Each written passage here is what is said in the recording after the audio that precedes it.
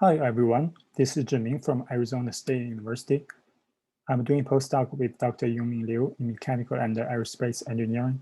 Today I will present our team's work for the Project 3 of IPC-SHM 2020. In this project, we developed a method for cable damage detection through enhanced time series classification using a deep learning approach. This is the outline of my presentation today. The topic of Project 3 is condition assessment of state cables. The investigated breach is a large span cable state breach with 168 state cables. The cable forces of all cables have been monitored with installed load cells since October in 2005. The load cells have a sampling frequency of 2 Hz. In this project, the cable forces collected from these 14 cables or 7 cable pairs on these 10 days are used for cable condition assessment. All 14 cables remained intact on the first 9 days, and 1 cable was detected with wire ruptures prior to the last day in the year 2011. So our goal is to find the damaged cable using the measured cable force data. Techniques used for this purpose can include data preprocessing, feature extraction, and statistical model development.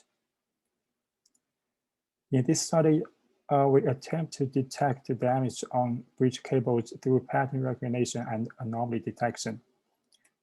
For an intact cable, when it vibrates under certain excitations, its behavior can be quite different from time to time due to the change of excitations and the environment.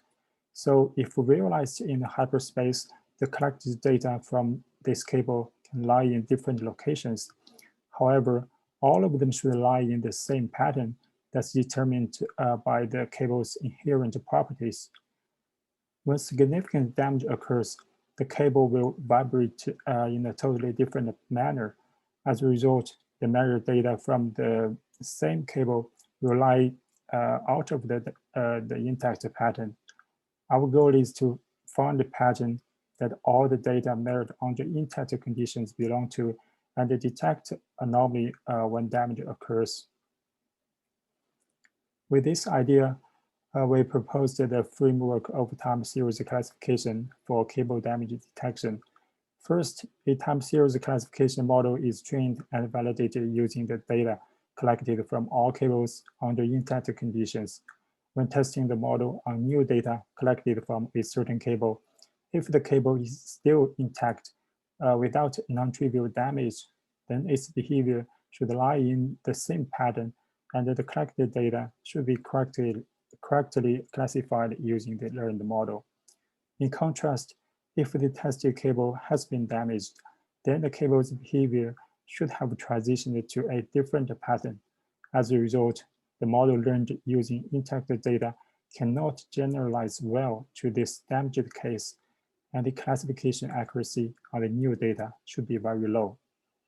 Therefore, the cable damage condition can be evaluated through evaluating and comparing the testing accuracies on data segments from all cables. The cable with the lowest testing accuracy has the largest probability of being damaged. In this study, time series classification is implemented using the long short-term memory fully convolutional network model developed by Karim et al. In 2017.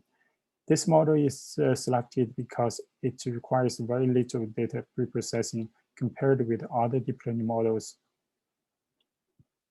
This model is mainly comprised of the FCM module and the LSTM module. The FCM module has a 1D convolutional layer for feature extraction and a ReLU activation function in each block, followed by the global average pooling layer to reduce the model's complexity. The LSTM module is added in the model for feature augmentation and model regularization. In this module, the dimension shuffle can reduce the overfitting of learned model, which is followed by a classical LSTM block. The feature extracted from these two modules are concatenated and passed on to the softmax layer that maps the feature vector to the probability of each class. The proposed method is used for damage detection in Project 3. First, the metadata are pre-processed to remove outliers and detect the sensor failures. Following that, an LSTM FCM model is configured and trained using data collected from cables under intact conditions. Two scenarios are investigated in this study with different input. The decision regarding the most probable damaged cable is made by combining the outcome of the two scenarios. In data preprocessing, extreme values in time series data are taken as the outliers and excluded. For example, the cable force data measured from SJS13 on a certain day have many values much larger than the normal value.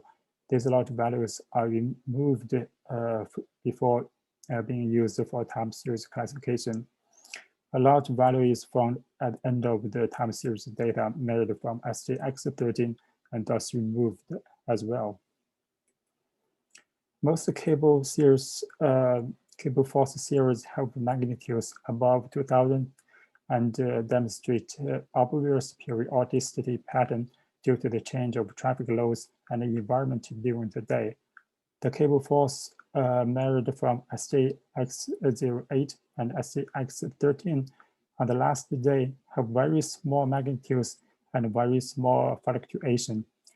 Additionally, they demonstrate reversal or random drift pattern, which is very different from the regular periodicity pattern. Therefore, we determine that the sensors on these two cables have been damaged and exclude these two cables from damage detection. This cable force series has a length of 172,800. It is divided into 108 segments, with each having a length of 1,600. This segmentation refers to the UCR datasets that are widely used for time series classification. Each data segment is labeled with the ID of cable or cable pair it belongs to. Regarding data assignment for model training and testing, the intact data collected prior to 2011 are equally divided for training and testing. Finally, the learned model will be tested on data collected in 2011 for cable damage detection. The Keras library with the TensorFlow backend is used in this study to build and run the LSTM FCM model. Regarding the model parameters, the cell number of LSTM layer is set as 8. 3 1D FCM layers are built in the FCM module with the kernel size set as 128, 256, and 128. For the model training, 2000 epochs are run for each simulation with an initial batch size of 128. The Adam optimizer is used to tune the model parameters, and the adaptive learning rate is adopted. The classification performance is evaluated using the average accuracy of all data segments belonging to a certain class. These two tables compare the testing accuracy of all data sets in the two scenarios. In scenario 1, when testing on the intact data collected prior to 2011, the accuracy is nearly 80%. However, when testing on the data collected in 2011, the overall accuracy is only 56% due to possible damage occurrence. In detail, the testing accuracies are all above 50% except for cables SJS11 and SJX10, which have an accuracy below 30%. Therefore, these two cables are more possibly damaged than others. In scenario 2, the testing accuracy on intact data is increased to 96%. This increase indicates that the cable force ratio is a better representation of the cable behavior than the raw cable force. The overall accuracy on data collected in 2011 is reduced to 75%. Among all cable pairs, SJ11 has the lowest accuracy, which is only 2% and much lower than other cable pairs. So which one is the most probable damaged cable? Combining the results in the two scenarios, the most probable damaged cable can be determined as SJ-S11. This is consistent with the results in this paper. This paper concludes that the damage occurs to the same cable pair, that is SJ11, but it fails to identify the exact damaged cable. Here's a summary of our work in this research.